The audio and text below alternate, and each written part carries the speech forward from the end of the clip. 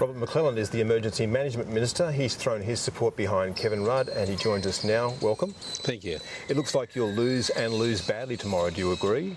Certainly the commentary is suggesting that there will be a loss. What the figures are, I'm not sure, but certainly that's the commentary. You haven't been counting or involved in the counting? I haven't been involved in the counting. Obviously spoken to one or two people, but not bringing the figures together. So 1/3 of the caucus has decided to bring this on. You've caused enormous damage to the party. Was it worth it?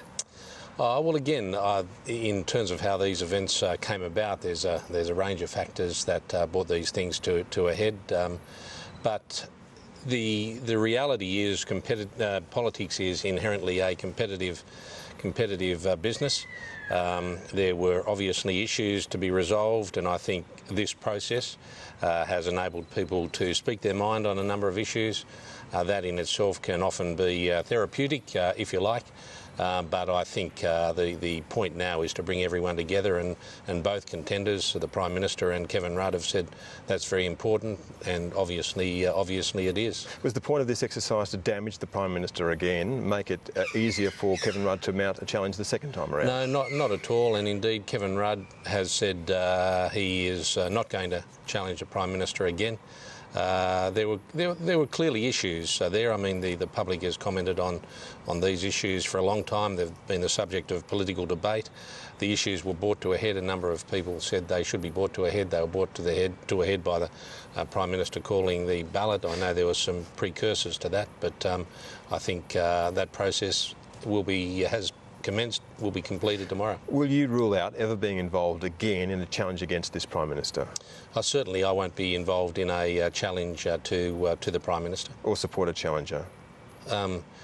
In terms of supporting it, yes, no, Kevin Rudd has said I've been supporting Kevin Rudd because of the reasons I've given. I thought he was best equipped to win the election. He said he won't be a challenger, and I will not be supporting any other candidate. I'm not aware that any other person has indicated they would be a candidate. Now, you have said that you think that this Prime Minister, Julia Gillard, can't win the next election. Do you stand by that? Well, again, we've got to make sure that she does. Certainly, but you said that she can't. Well, certainly on the last 12 months, we've got a long way to go. The public perception of us is flat, and we need to turn that around, and we're best able to do that by coming together after the ballot tomorrow. But in the public's eye, is what you said last week true, or what you're saying now, that you might be able to get there, or last week you said that you couldn't get there? Which well, is it? Certainly I've said that given Kevin Rudd's public profile, his general acceptance in the public, I think is accepted. The general support he has in the public, I thought he was our best asset to win the next election. Clearly, if the party tomorrow elects Julia Gillard or re-elects Julia Gillard as our leader, then we'll come together and work very, very hard to ensure that she is elected as the Prime Minister of the following election. Anthony Albanese offered his resignation to the Prime Minister because he's going to be voting for Kevin Rudd. Will you offer yours?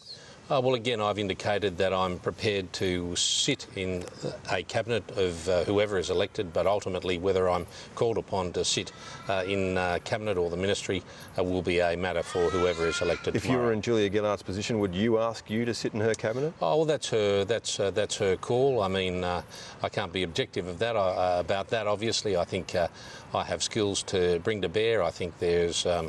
It's her call, essentially. I mean, you go into these issues and you support a candidate on the matter of principle.